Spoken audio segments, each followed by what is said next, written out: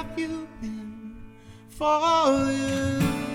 The light in your eyes was Sacramento green you gave to me.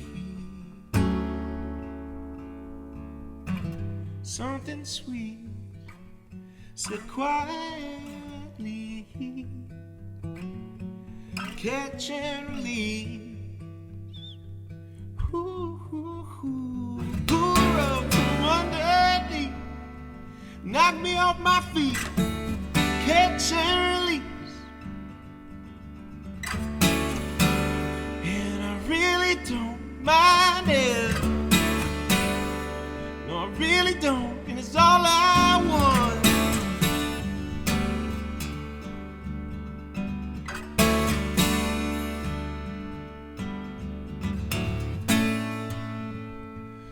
Birthday card, it's only permanent to me, like a good thing should be.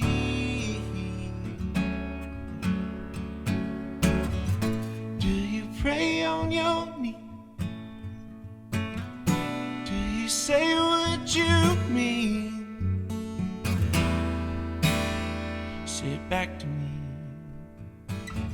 Something sweet said perfectly, catch and release. Ooh, ooh, ooh, ooh. Oh, pull her up from underneath, knock me off my feet, catch and release.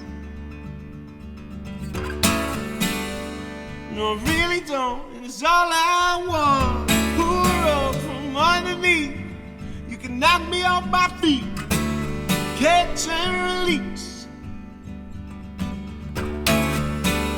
And I really don't mind it.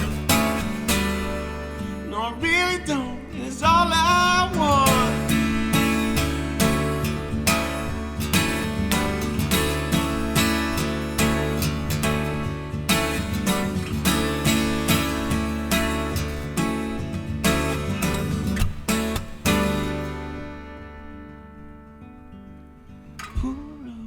Underneath, knock me off my feet, catch and release. Give me something, please. Give me anything. Catch me and release me. No, I don't mind. No, I really don't.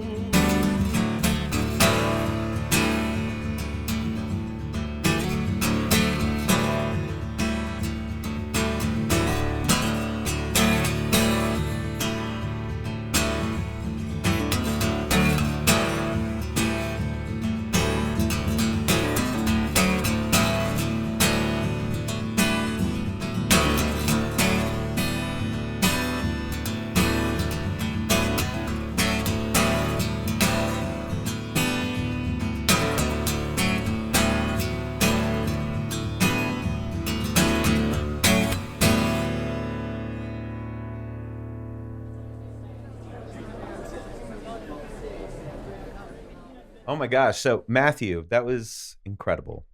That was an absolutely amazing performance. I had to immediately jump into it as soon as you took a sip. You did. Yes. I love it. Yeah. Why don't you tell us about those songs you just performed for us? Just absolutely beautiful. Yeah, thank you so much. The first one I played is called Run. It's from a record we put out in 2018 called Good Luck. We recorded that at our buddy Israel Nash's studio in Dripping Springs. Nice. Yeah, that one is just an important song to me. I think it's always one of my favorite ones to play live. It always rings true no matter what's going on in my life. I think there's always something that it can touch on for me as a person emitting, that energy into the crowd. And so I love that song. I love playing it, and I love what it stands for. And I love that it was one of the first songs that I thought really embodied our sound as Matthew McNeal, the band, that stood apart from others.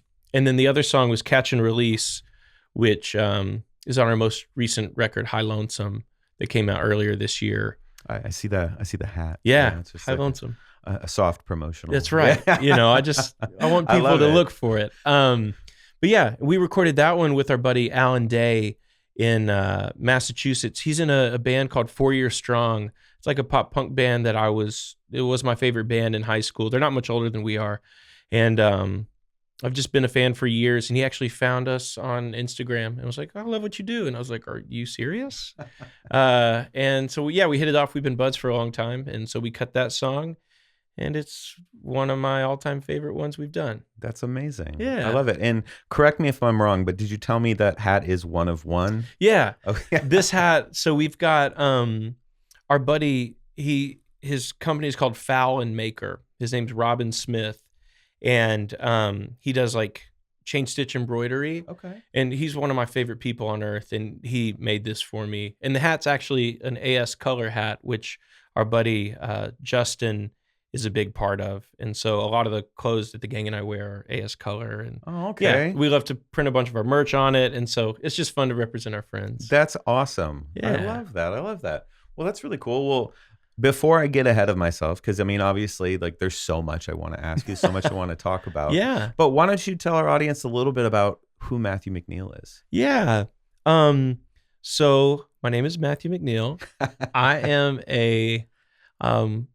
for lack of a better term, a singer, songwriter, artist based out of Fort Worth, Texas. I grew up in East Texas, but I've been in Fort Worth for almost 15 years. Yeah, I co-own a small indie label called Matte Black Sound Company with my best friend, Andre Black. We're songwriting partners, business partners. We grew up together, so we run that record label. We have a production company called Roadrunner that we run as well and try to employ a bunch of musicians.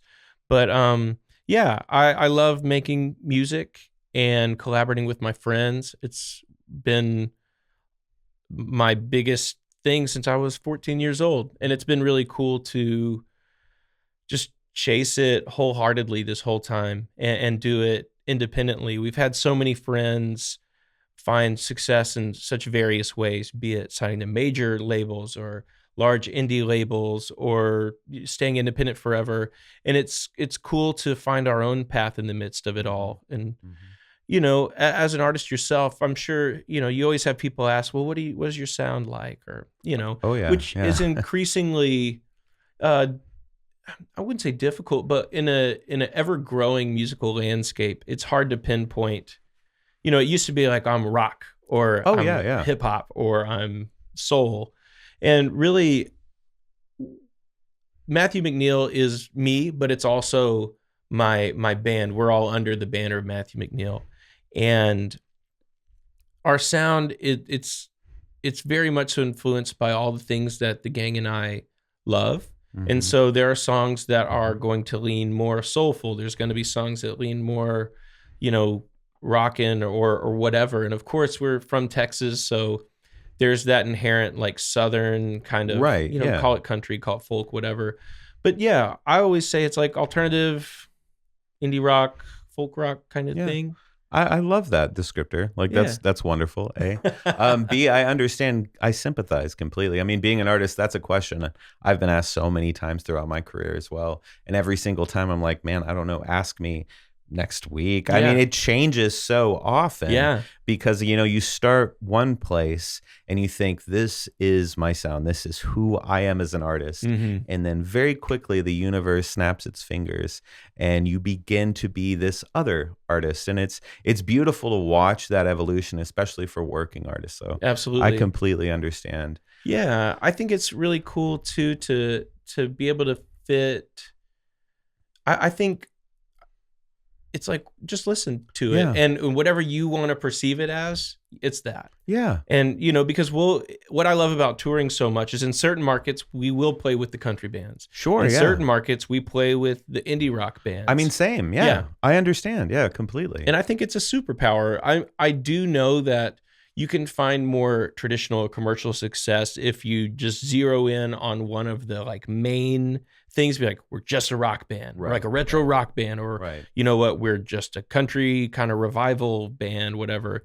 But you know, I think there are other people doing that. And if I was solely like, yeah, we had cattle and stuff for years, but that's not all I've done. I was in hardcore bands for years, but that's not all I've done.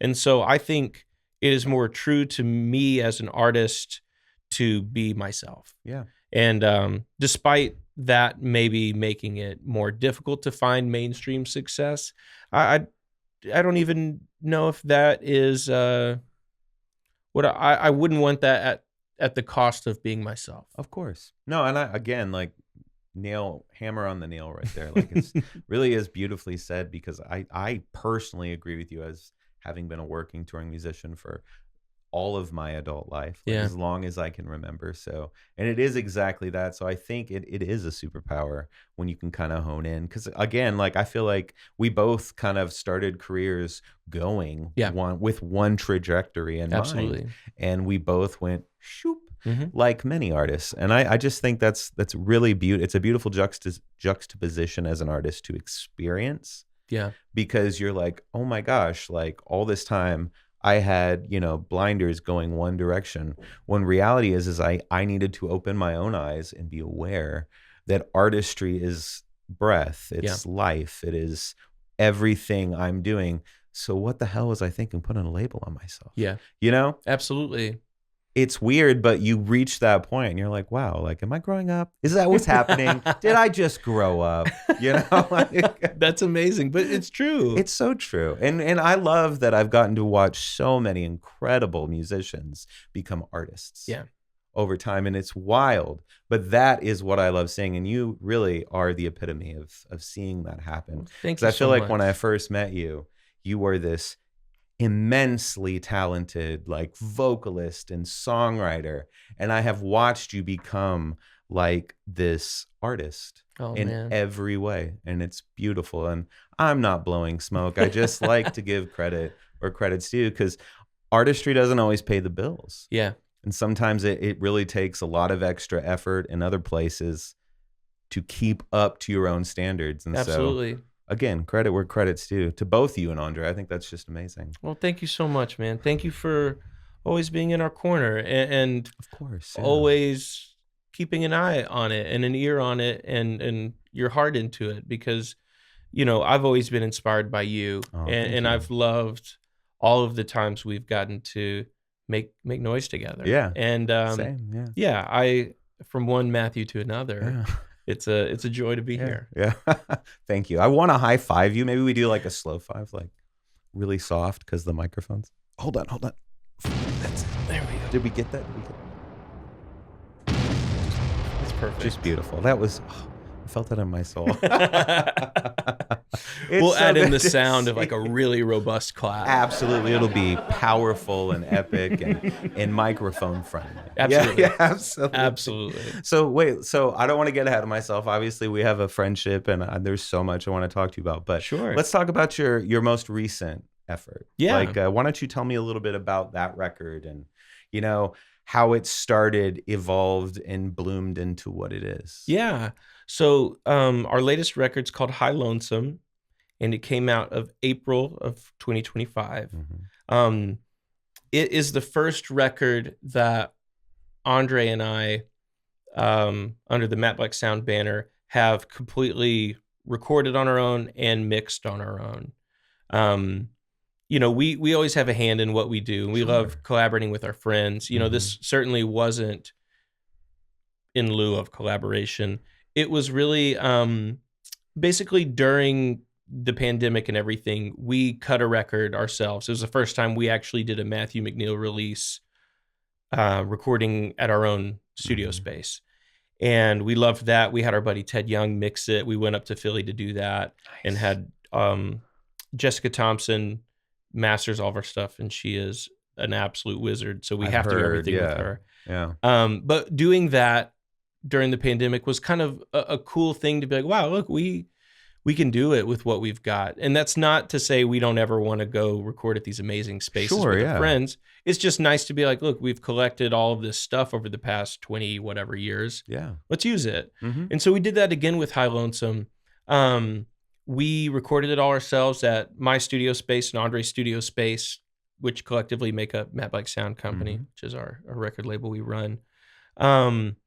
And yeah, we really just dove into what's going on in our world. We try to be as proactive and prolific as possible. This is our 5th studio record, and we always write what we know. Not to say I don't love to like craft something else. Our record Along for the Ride, which we did in 2021, that is all almost like a concept record.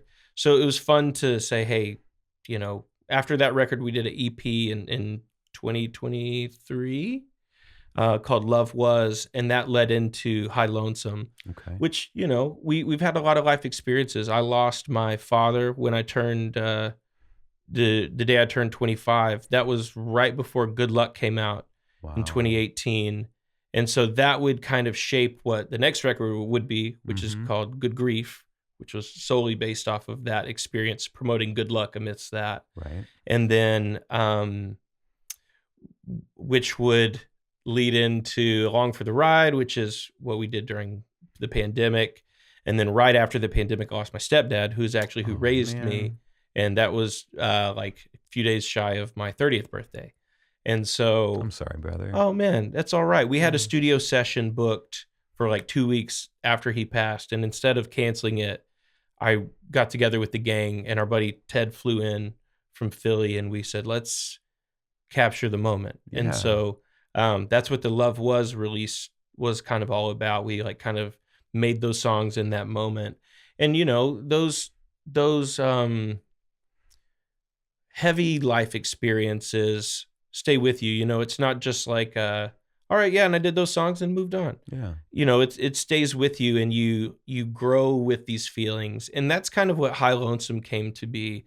Being a person that's been doing music full time since I was 21 years old, Right. And the beauties and difficulties of that, losing multiple father figures, getting married to the love of my life, building multiple companies in the music industry, which is known to be the most difficult industry. It was my way to touch on both these hardships and the beauty of those hardships. And that's really what High Lonesome was for me in the gang. And it's been a really beautiful journey, and even in the artwork, I see the physical package and artwork to be a part of the art. So we had our buddy Tristan Bradshaw, who's done a lot of my tattoos. He did the artwork. Our buddy Dustin McLaughlin did the photography. We did that at XIT Ranch, which is a legendary horse ranch some friends of ours run. Wow. And we really wanted to look to our friends and community, though we recorded it ourselves, and of course had a lot of involvement from some of our best friends, from Brandon Marcel to Abraham Alexander to just my band. Yeah. It was just a really special experience, and it's my favorite thing we've ever done. Wow. Well, it's definitely a special record. It was one of the things that I wanted to immediately call to action, if you will, because of the hat. It's extra special. So throughout the episode, just know, if you forget the name of this beautiful record, it's right there sitting atop right there, our lovely in friend. cursive, which I don't know if they teach it anymore. I don't know that they do. That's well. That being said, one thing I like to, me personally, as an artist, myself as a songwriter, I really love to hear about your process when you go in to conceptualize a record. Are you the type of artist that is you've penned everything well in advance? Are you still kind of penning things in the moment, or does it kind of come to life when you're there? I try to never close myself off to really opportunity of any kind, and mostly creative opportunity, where when we're going into the studio, it's nice having our own space, because there's it's almost like a workshop. Definitely, yeah. I understand that. I try to always be writing. Anytime I think of something, I'll jot it down. I use my notes app. That's my most used thing on my phone. But I'm always writing, and then every once in a while put stuff together. And so I think that songs come together almost like in a piecemeal way at times, where you're like, oh wow, my subconsciously I was writing this song because it's what was true to me. Then other times, I'll just pick up a guitar and we'll start playing something, and you kind of start just riffing, freestyling, whatever, and you're like, oh, I actually really like that. Yeah. And so you kind of let the creativity just spark naturally. I really love it both ways. And I always try to keep things open, when going into the studio to record. Oftentimes we'll have 80% of it. We've gone in with as little as 10%. Sure. And yeah. gone in with as much as 90%. Right. Yeah. But I do think it's important to keep bandwidth open to what's actually happening in the moment of recording, because I think the whole point is to capture a spirit and an essence. And I think when you write something, for example, after High Lonesome came out, of course we kept writing. We're always writing. Oh, of course. Yeah. I wrote a couple songs, loved them. We tracked them and everything. And it's like, what were they about? I could tell you kind of where I was coming from, but 5 months later, they would manifest truth into my life. You're like, oh wow, I was writing about my experience right now that I had no idea was going to happen. I totally understand that. And I think that's because you want to have that freedom, not just your own freedom, but you want, for lack of a term, like the spirit of creativity to have freedom. Yeah, in your said. art. Yeah, no, well said completely. And I completely agree with you. Like, there are so many times where I've gone into a studio session and I'm like, all right, I've got the album. And then there are also equally plenty of times where we've gone in probably 40%, nowhere near full steam, nowhere near ready, to the point where you're going through all of the checklists in your mind of should I be here? Like, I'm stressed. I'm really overwhelmed, and then someone gives you a beer and, it's just all, of course, it's all downhill from there. But in that downhill process, like you said, if we are open to the bandwidth of what is happening around us, all too often something magical happens. Yeah. Because I don't know about you, but oftentimes, no, most of the time when I go into the studio, the plan changes. Of course. And if you are a rigid person, if you're like and I'm a particular person, but my whole thing is built on this idea that there's bumpers, right? Both in what I see as success or what I see as like the song I want to create. I set bumpers where as long as it's within these parameters, I'm happy. Yeah. Rather than saying it has to be this, you're kind of teeing yourself up for a difficult time because life is not rigid. No, it never works that way. Yeah. So, yeah. No, I love it. I'm a firm believer in like, here's the roadmap, guys. This is the roadmap. Not everything is spelled out. Of course. Not everything is clear, but we all know this is the direction we'd like to go. Yep. Let's see how fun and messy it can get along the way. Absolutely. And I think that's artistry 100%, especially, I mean, I almost said especially for musicians, but I strike that comment for all of us artists. Yeah. Because the messier, the better sometimes. I think so too. Yeah. I know as a musician or as an artist, there's this desire, especially in the modern world, to like chase perfection. Absolutely. And that's been one of the more interesting things is when you're young, I think you chase perfection because you think that's what you're supposed to strive for. And of course you maybe don't meet the mark. So you always feel like you're clawing at it. And then you get a little older, get further into your craft, and you get more skilled or, closer to being perfection or whatever. Sure, yeah. And then you realize, oh, that's, like you said, that's just kind of a roadmap. That's just something to like see on your way to show, oh, I'm going in the right direction. But I've really found, even in our approach to recording music, to just really anything in the music industry, career-wise, perfection is limiting, Right. I think it's more about being, it sounds corny, but just being true to yourself. That's not, it does sound, it shouldn't sound corny. Yeah. Let me put it that way. Yeah. That's my response, Matthew. It shouldn't sound corny. I think everybody wants, you're like, oh, I want to be this artist or I want their success or whatever. And it's like, well, you're never going to have that because that's them and you're you. And you shouldn't limit yourself.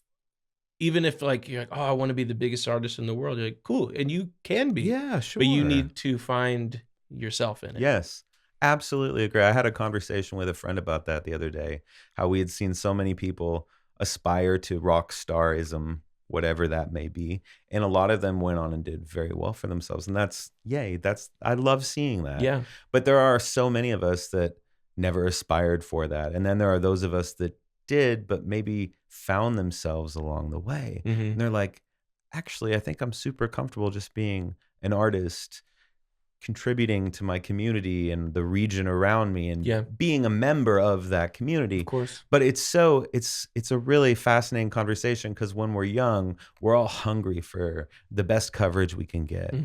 We want the most streams. We want to be on TV. We want, the magazine covers. We want it all. And a lot of us get it and go for it. And, we win, we lose, we succeed, we fail. And in my mind, it's a part of the journey. Yeah. It's like one of my favorite things to say to a young musician who's like, hey, Matthew, like, is there anything you would do? You could tell me that I should do. And I was just like, like every musician, just keep playing. Persistence. Play. Don't give up. Don't listen to anyone. Just freaking play. Just freaking play. That's right. But above all else, like you said, be yourself. Yeah. And don't be afraid of that, because I feel like a lot of times we get lost in the image of what we think the scene wants. Yeah. And we forget the scene, the community is hungry for like real, authentic art. Yeah. And so it shouldn't surprise us, even though it does, but it shouldn't, when it does well, because we should go into it with the mindset that we can succeed. Yeah.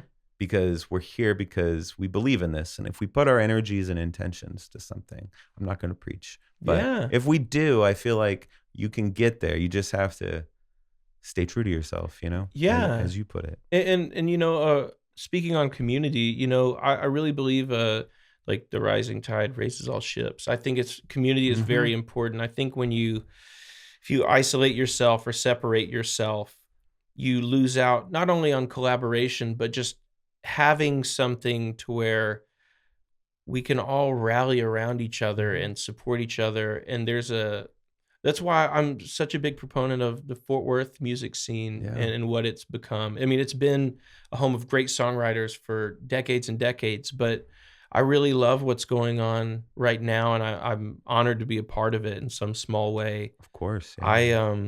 It's a beautiful thing. And, people will ask, like, I want to be a star. I want to be in front of all these people.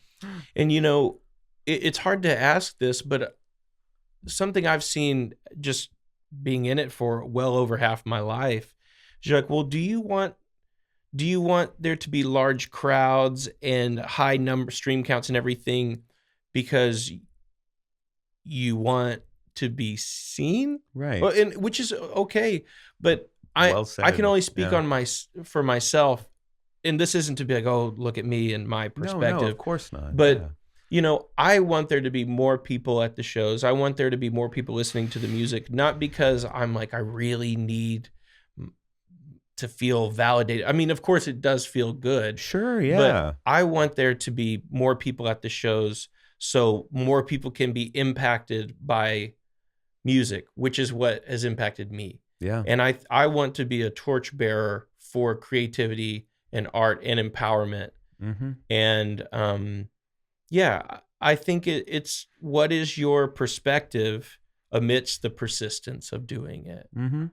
Well said. No, truly. And I love that you said you want to be a torchbearer for the community in that regard, because I feel like, I've always had that aspiration myself, especially when I was younger, to carry the torch in some regard or open doors, of course, that weren't necessarily the easiest to open. And I'll still do some of it from time to time. But I understand that feeling. And it's so special because it's only the people, and I'm not trying to put myself in the middle here, but really more lift you up, because it's that spirited mentality of community that keeps communities alive when venues are dying. Yeah. It's hard out there. It's hard out there. Rent's high. It is like, and it really is like this wild experience right now in the music community. So it's wonderful that there are those of us still trying to pass a torch or open a door or provide an opportunity. And that kind of like segues a little bit into my next question. Yeah. Because you are someone who helped start this DIY venue community, right? Yeah. In your early days in Terrell. Yeah, okay. absolutely. Would you mind telling us a little bit about that? Yeah, of course. So Andre Black and I, referred to as Andre, childhood best friend. We grew up together. We run the company together, Songwrite together. We were together earlier today.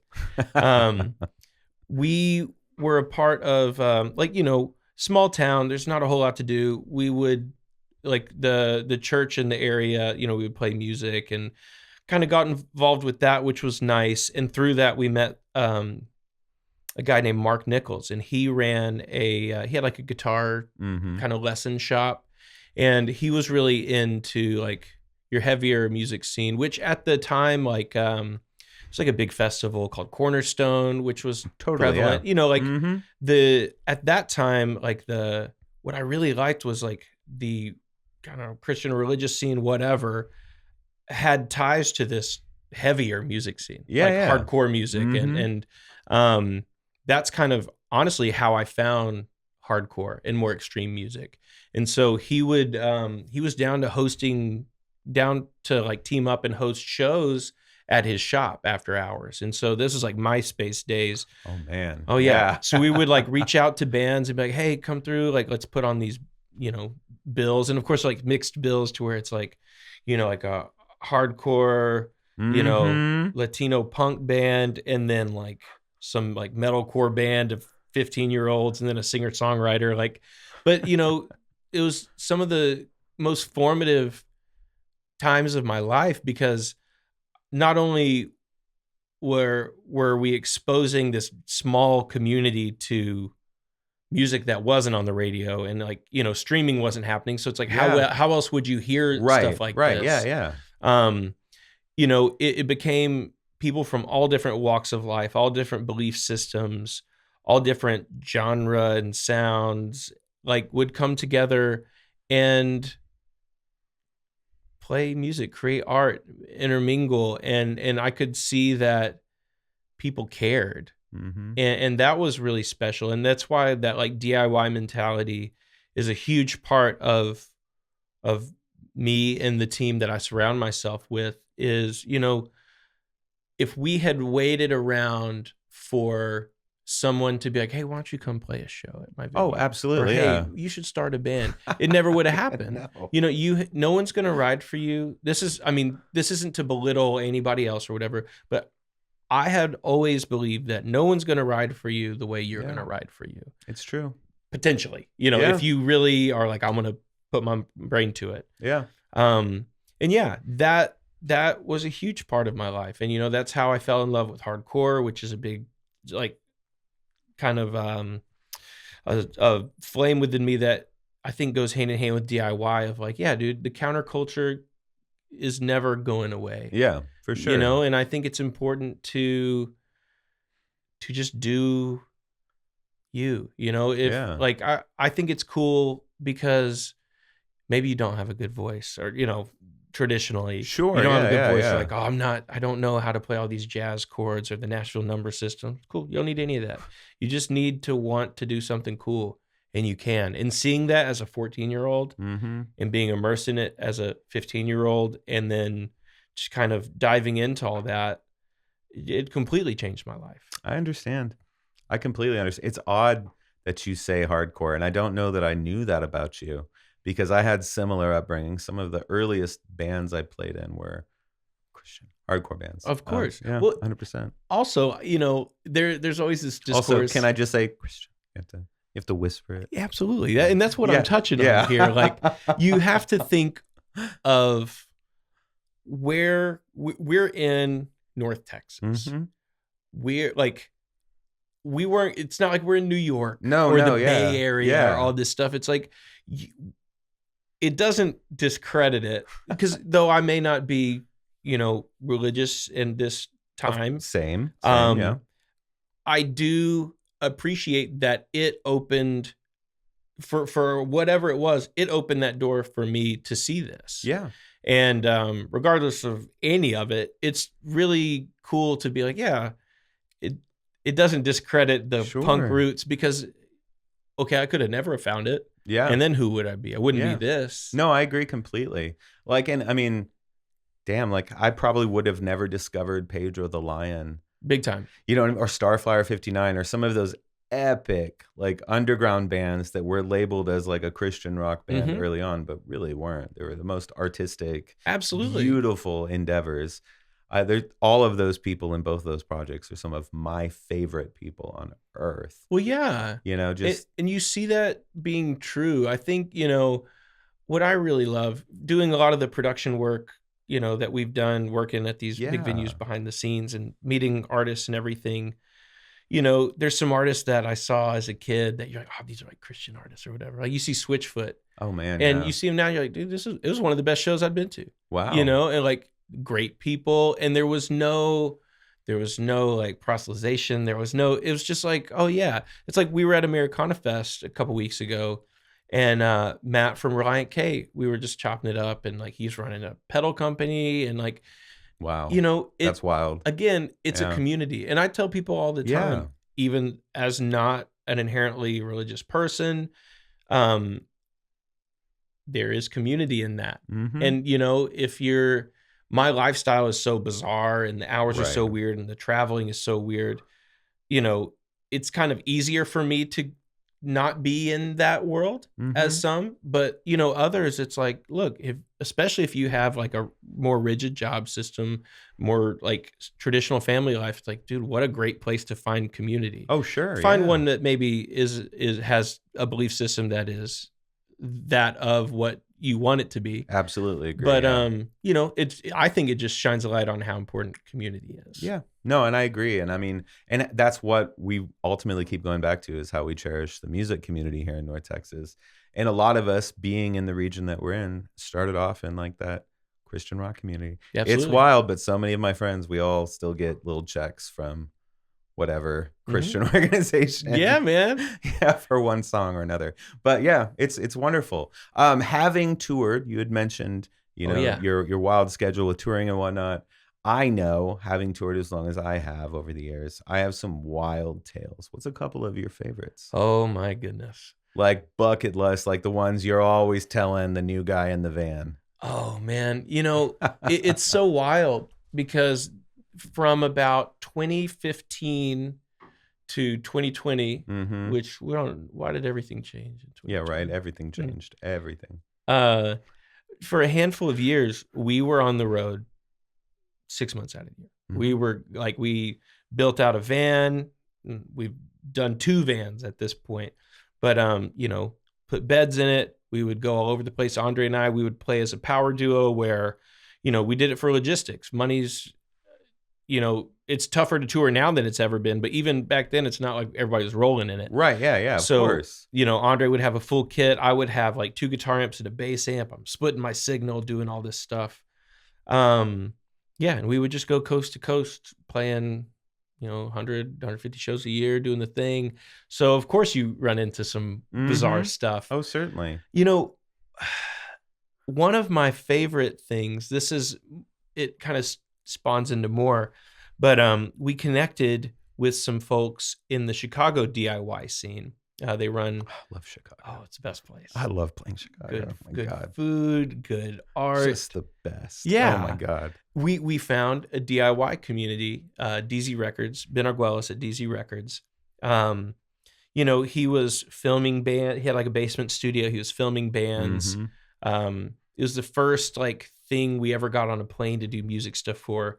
We went up to Chicago, did a session with DZ Records, and made really good friends with them. We did a day trotter, which was a huge thing for me. It's the best. Yeah. And we really saw, you know, we were 21. I think Mhm. Andre was 20. Oh wow. I don't know. It's bizarre, but we got to see, oh, the world's a little bigger than like our 10,000 person town, and there's a DIY scene up here.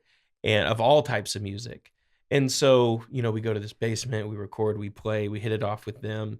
And then little did we know that would become a community that we would see 4 or 5 times a year. We'd come up there, we'd throw basement shows. They have festival, like DZ Fest was a huge thing where, Ben and his whole crew of friends, the DZ gang, build 2 stages on this 2-acre plot and host 40 bands over the course of 2 days, ping-ponging, running cables underground. And, oh my gosh. I mean, it was the coolest thing in the world. And we have dozens of videos of all this stuff. Yeah, I think out of, they've done probably 1,500 plus live performance videos. Think like Audio Tree, but their own way. Cool. And they would host shows and everything. Oh, man, I think is Audio Tree still a thing? I don't even know. I don't either. I think so. Are you there, Audio Tree? I think so. I think there was something happened there with the owner, I think. Oh boy. We'll have to fact check this. We may be bleeping Audio Tree later. We'll see. You're like, is beep still there? Yeah. Beep. Yeah. I think it is still going. Yeah. I think they fixed some of the stuff. But yeah, I think at one point we had done more sessions than anybody else, and we're just these guys from Texas. That's awesome. So yeah, I don't know. It's just fun to see. I mean, we'll find ourselves, we're just playing shows and stuff. We found ourselves at Sonic Youth Studio, and we're like, well, how do we get here?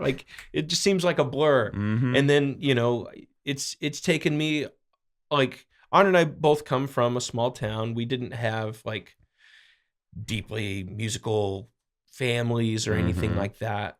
And we didn't have infinite resources, so we never really got to travel. Right, but we got to see the world through the lens or through the windshield of a van. Yeah. And getting your worldview opened by that.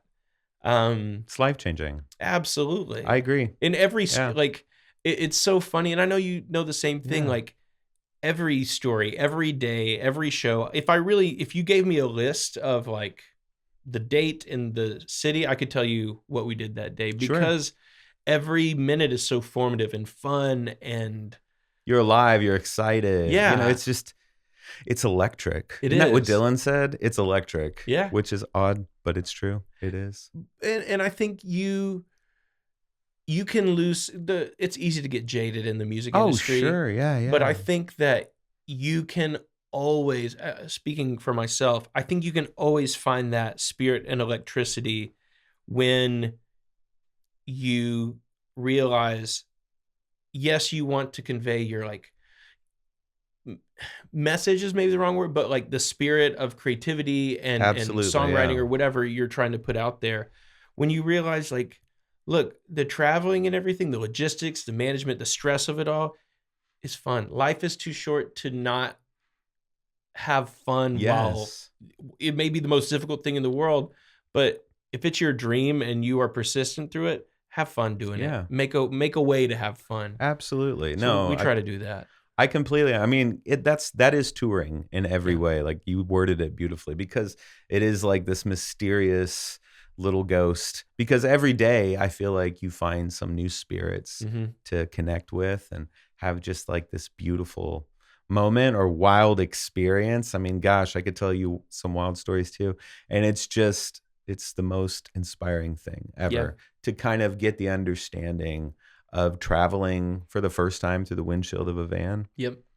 As a young kid, because I completely sympathize with that. It's amazing. And, getting to see, I talk so much on community, getting to see other pockets that, of course, people are like, oh, you should go to New York, you should go to Nashville, you go to LA. For sure. Yeah. All amazing places.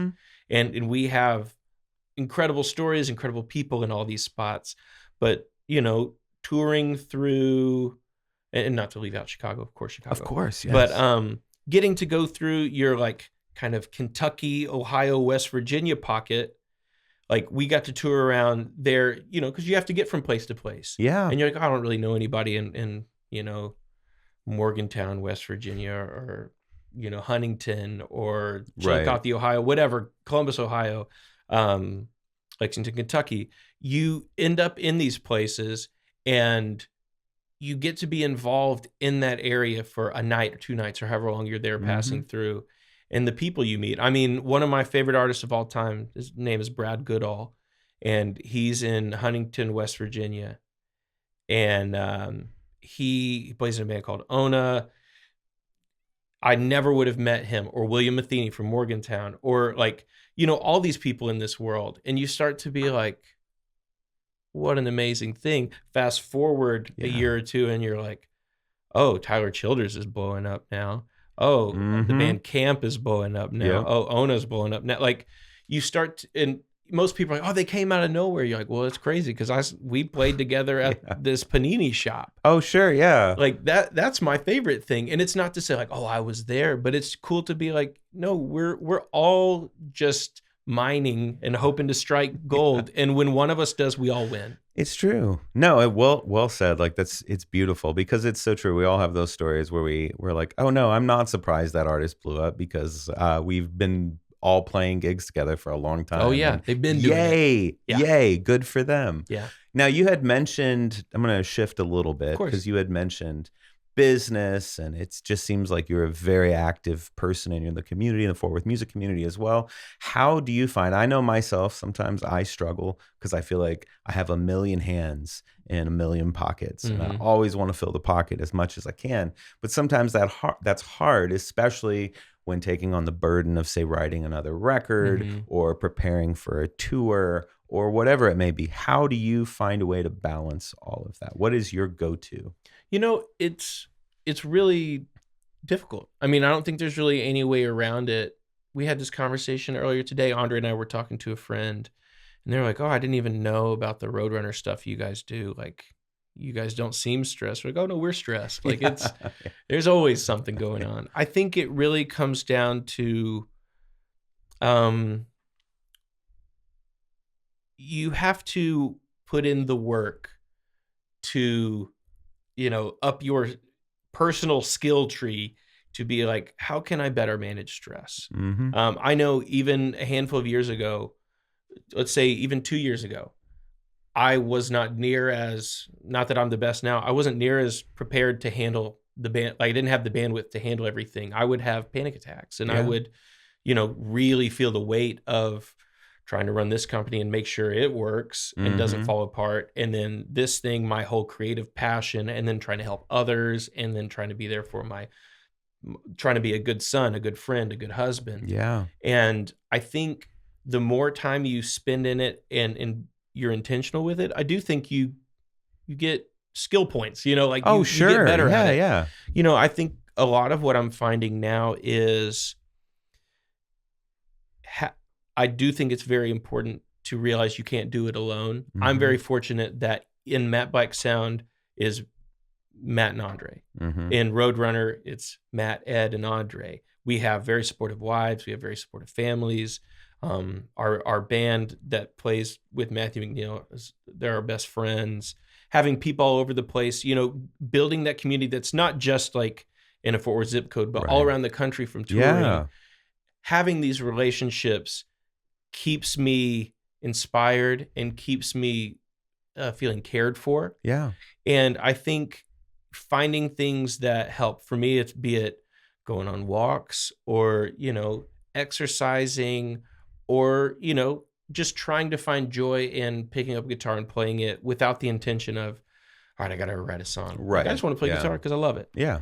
And realizing a big one for me, especially like having to deal with, on the Roadrunner side, it's very active. There's a whole lot going on all the time. And it is in the music industry, which I love. Yeah, of course. But, I mean, that's amazing. But it's a ton of work. Yeah. And realizing, man, this weight's really heavy. Like, well, the weight's heavy for anybody doing anything. You could have a job you hate and the weight's heavy. Might as well if it's going to be difficult, do what you want to do. Right. And the weight's going to be the same either way. Just go for it. Yeah. And that's what gives me, kind of peace and even levity amidst difficulty is, how cool is this? Being able to take a step back, which is really hard. It's hard to see the forest through the trees sometimes. And it is. Really stepping back and saying, it's pretty cool. Yeah. I try to make a point to do that. The older and older I get, the more and believe me, I'm old, but the older I get, I really do try to take a moment after each performance And it may not be immediately after. Mm-hmm. It may be reflections the next day, whatever it may be. But I try to take a moment to not take that for granted. Yeah.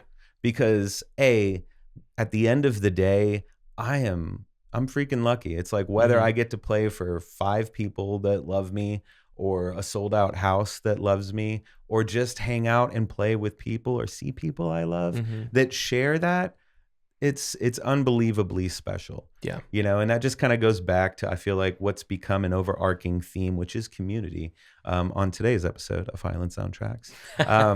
But what I would like to talk to you more about is, like, let's talk about some of your favorite acts here in DDFW, like some of your people that are inspiring you as of late, or whomever, please. Yeah. I really do feel so fortunate to have so many great artists around me, like literally like in a 20, 30 mile radius. I'm of course a huge fan. Our buddy Abraham Alexander is great. He's just amazing. An absolute light. Amazing. Brandon Marcel is one of the, I think we're very fortunate we get to see a bunch of concerts from the stadium level to the theater level, club level, whatever. We get to see a lot of them. And I've never seen I've been doing that production work since I was 17 years old, touring all over the place. I've never seen a vocalist as talented as Brandon Marcel. Wow. And he's all over our recent records.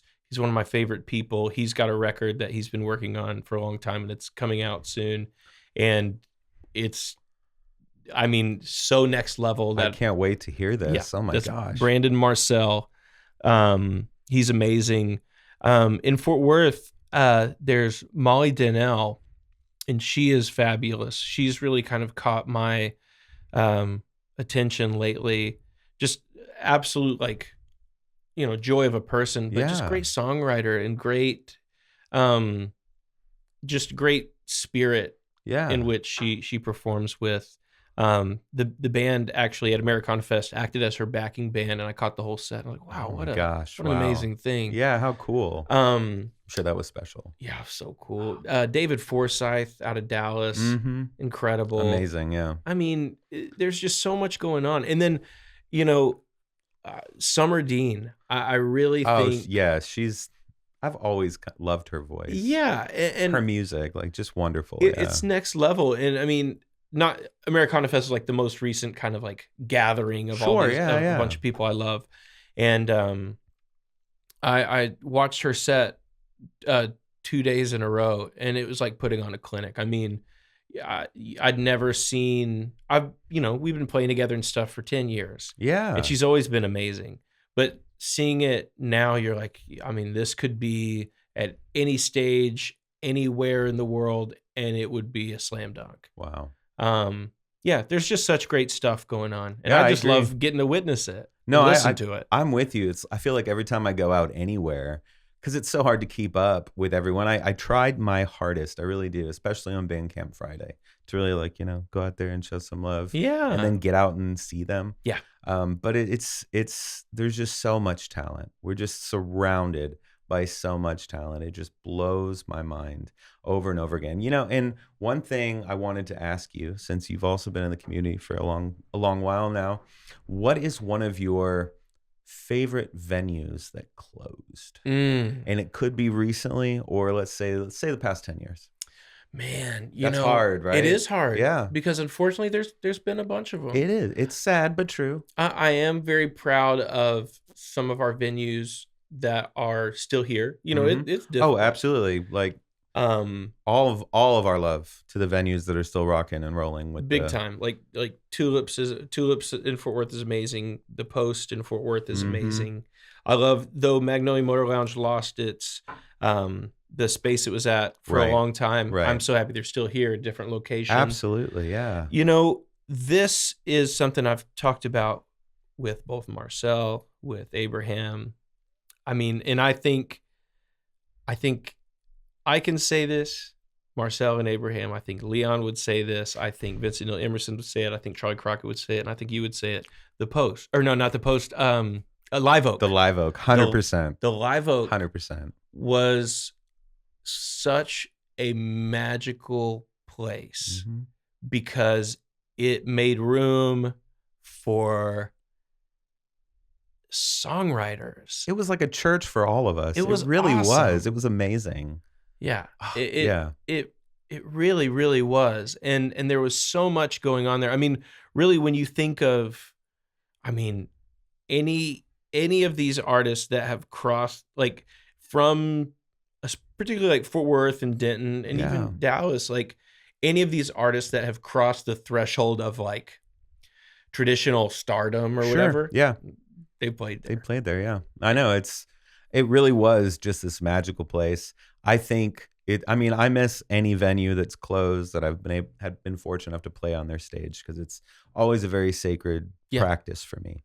But that one hit hard when we lost the Live Oak, just because, you know, Brooks and the whole team, like, and he is even still one of the biggest champions of the Fort Worth music community. Big time. Running the Post, which is where Lowe's used to be, and it is an incredible space. Absolutely. So, you know, I'll always sing his praises. And, you know, R.I.P. the Live Oak. Some really magical things happen there. Big time. No doubt. Now, before I end the episode, I really want to talk to you about one last thing, because I kind of got shifted a little bit. Yeah. But in the age that we're living in, right, in this wild time that we're alive in, we're living and breathing in this.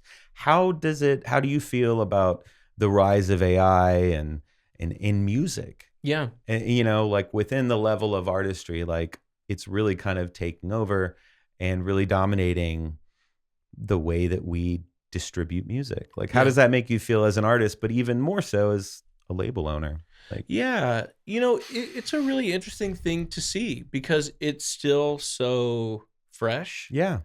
You know, I mean, I think we've seen, you know, algorithms and stuff become so prevalent. I mean, it's been an interesting journey because, you think just a few years ago, Spotify had curators and editors that made the playlist, and then that went away. Yeah, and you know that was an interesting blow. I think that was a very telling sign of where maybe priorities were put.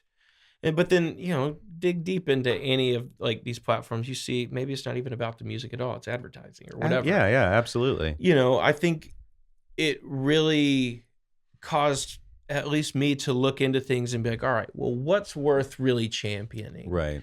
And you do see, you know, there's a thing going on where there's these like AI bands. Yeah. And, you know, I've seen some producers, of course, you see like, you know, these multi-millionaire producers that have made all these platinum records. And they're like, oh no, it's great because everybody gets to make music now. And as much as I really believe that and want to be like, yes, it's like, that's not it. I really think AI, or, you know, I think when it's used as a tool, I mean, to aggregate information or something that, you know, if you were Googling things anyway, like, okay, maybe there's something there. I would love for AI to do the things that, if it's here to stay regardless, I guess. Yeah.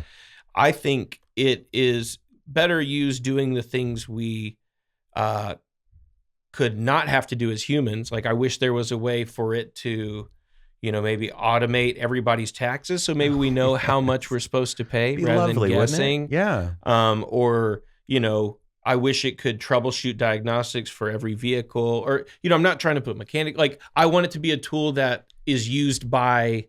It's another practical tool in the uses. Yeah. Like, if it's going to be here, it should be a supplemental tool for humans rather than a replacement of humans. I agree. And I think in the art space, I think it's I don't know, it's played out. I mean, it's I'm not here to. I don't want to hear music because I just need noise in my life. I want to hear something. Music. Yeah. I want to hear music. Yeah. I don't want it to be like, not to derail your thought at all. No. But like, you know, I agree. Like, I want it to feel it. Yeah. It's like that feeling you get when you put on a vinyl for the first time. You turn on the amplifier, you feel that hum. That's music, right? Yeah.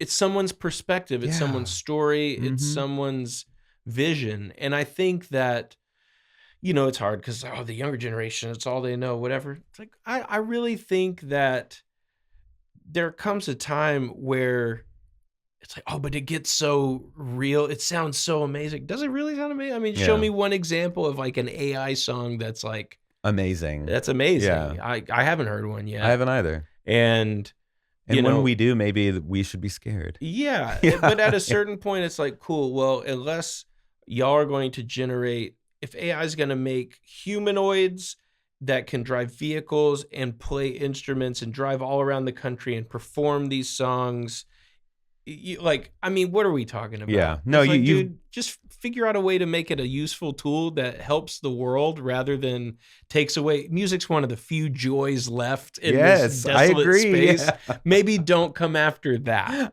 Well said, my friend. Yeah, take away everything else so we can make music. Yes, please. Yeah. We need music right now. Yeah, maybe use it to help you write an email if you don't know how to write practical. Yes. Okay. Absolutely agree. Like a practical use. Please don't use it to imitate artistry. No, come on. It's never going to. No, it's not cool, man. No, and when it does, again, I'll be terrified. Yeah, and then I'll still make fun of it. I will too. It's still gonna be hilarious. You're like, but whatever. Yeah, brother, it has been such a delight getting to share this time with you today. Thank you for having me. Do you have anything you'd like to share with our audience? Like, do you have any fun releases on the horizon? Any new singles? Yeah, or anything fun like that? I don't know the release schedule, but I know on November 7th of 2025, we're releasing a deluxe version of High Lonesome. It has the couple songs that we recorded after the record came out. It's got those songs on it, just a couple of unreleased songs. It's Where They're Gonna Live is on this deluxe version. Awesome. Yeah, happy to have that out into the world. Really just love getting to do what we do. Yeah. So, whether you're in North Texas or anywhere in the country or anywhere in the world, keep an eye out. And I would love to come see you at a show.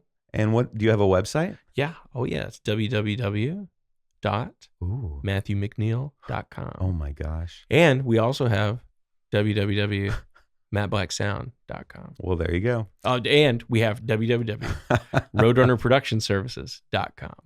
3 websites you should check out today. Man of many sites. I love it. Brother, thank you again for being here. It was an honor. Thank you for having me. Of course, of course.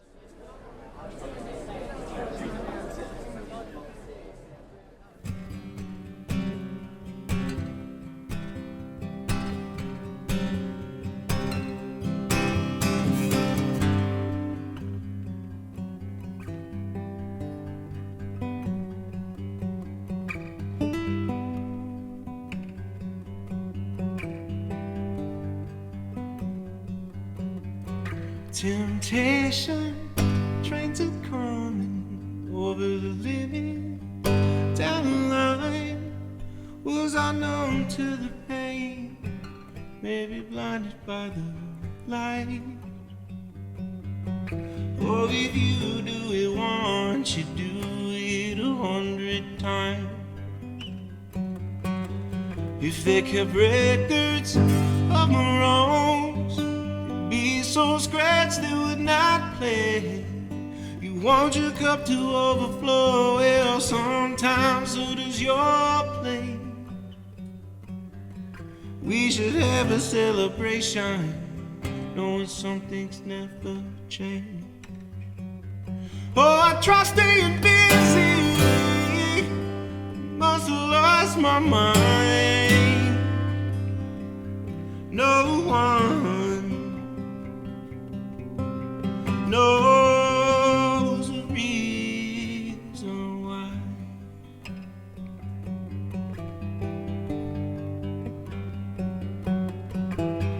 Never came together, took on too much weight. Oh, picking up more cargo than I could actually take. Ooh, headed to or headed from, what does it matter anyway?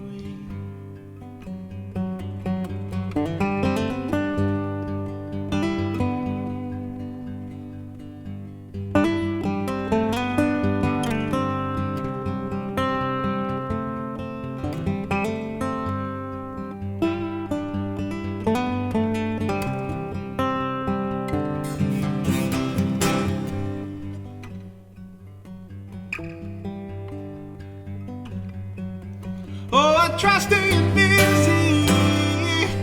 I must have lost my mind. Undone.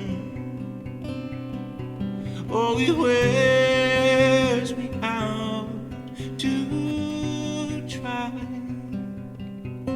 to get rid of temptation to run.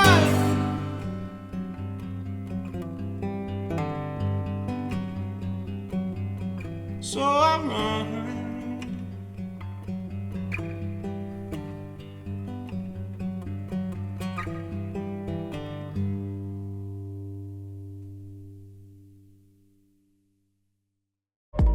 Thanks for watching this episode of Highland Soundtracks. If you believe in what we're doing, showcasing local and national artists, please subscribe to our channel and help keep the music alive.